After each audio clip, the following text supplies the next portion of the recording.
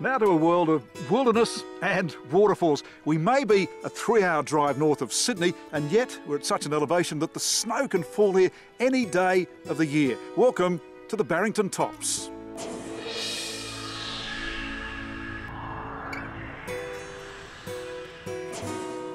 We're way up in the clouds here in the Barrington Tops. An elevation of up to 1,500 metres means you're quite often shrouded in mist. The wilderness and farms are surrounded by historic towns like Stroud.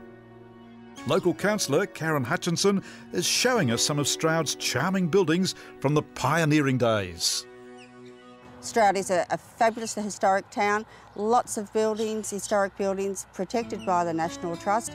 Very well preserved, looked after by our local historical society. It's only 550 people and we're a booming little town now.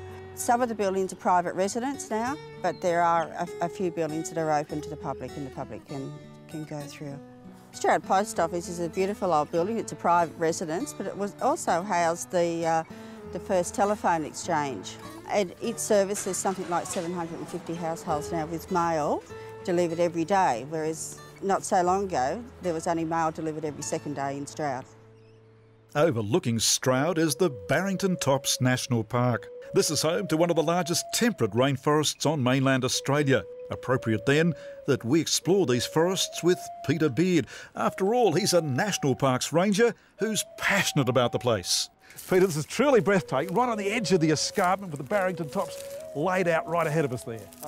Such wonderful diversity. We've got rainforest, we've got Antarctic beech forest, we've got eucalypts. Great array of birds, plants, some that are just locally endemic to only Barrington Tops. It's just a great place to be. Peter takes me deep into the lushest of Barrington's rainforests. Any wonder it's been declared part of the World Heritage listed Gondwana rainforests of Australia. As we're about to discover this day, the Barrington Tops is not only covered by these rainforests, it's also a glorious mosaic of eucalyptus forests, subalpine woodlands, swamps and grasslands.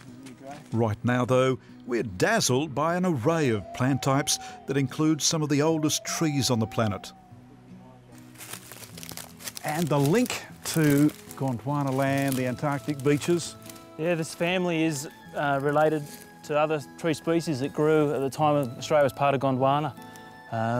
Only 2 species in Australia of Nothofagus, this being one, Barrington Tops being the southernmost point of where they grow, and it's our link to the Gondwana Rainforest World Heritage listing. What sort of age would you put on this, hundreds or even thousands of years? Easily hundreds, maybe the thousands.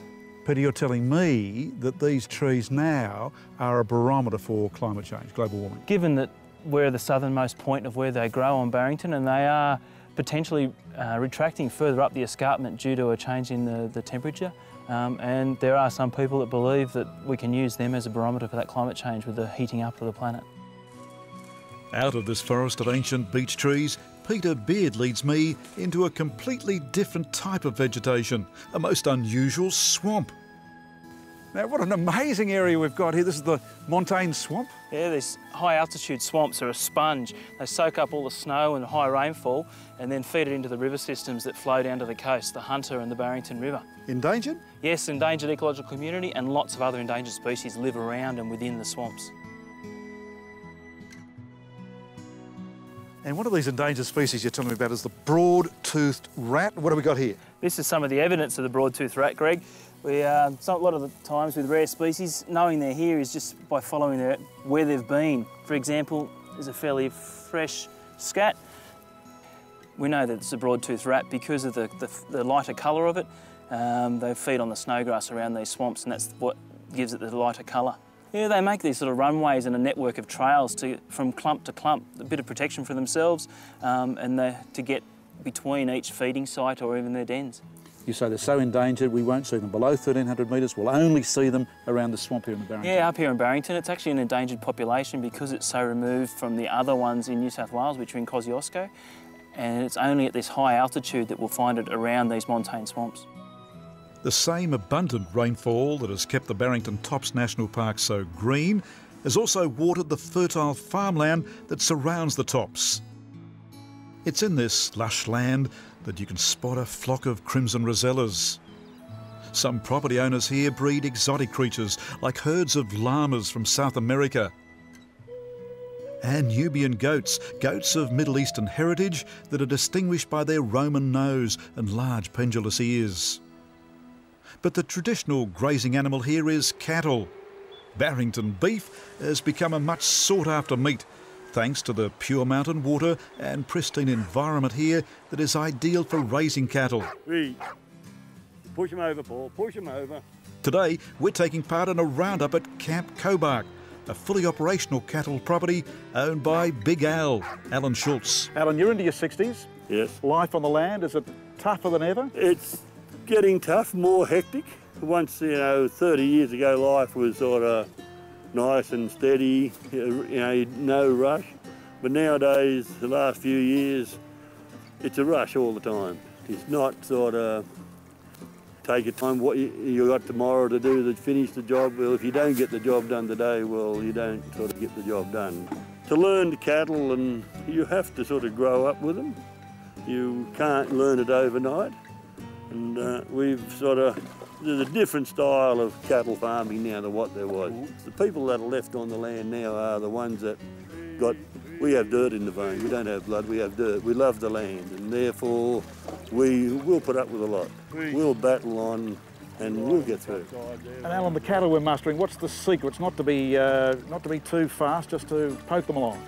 Well, nowadays with the market for cattle, you cannot have cattle wild because they stress out too much. By the way we sell our cattle, the meat's graded, and to get good grades, you can't have wild cattle. They've got to be quiet, contented, and not upset too much, because it all affects the quality of the meat. Get cattle suitable, you must be quiet. You don't go racing your cattle around. The old theory, you get on your horse and gallop, yee-haw, crack the whip and all that, those days are gone. It's my lifestyle, that's what I'll be doing all my lifetime, chasing the cattle about, playing around with horses and that. Till the toes curl up. Yeah, till we fall off the perch, and then whatever happens after that, it's up to the family. So high are the Barrington Tops, they interrupt the passage of moist easterly air streams, generating high rainfall. Those plentiful falls means there's an abundance of fast-flowing streams.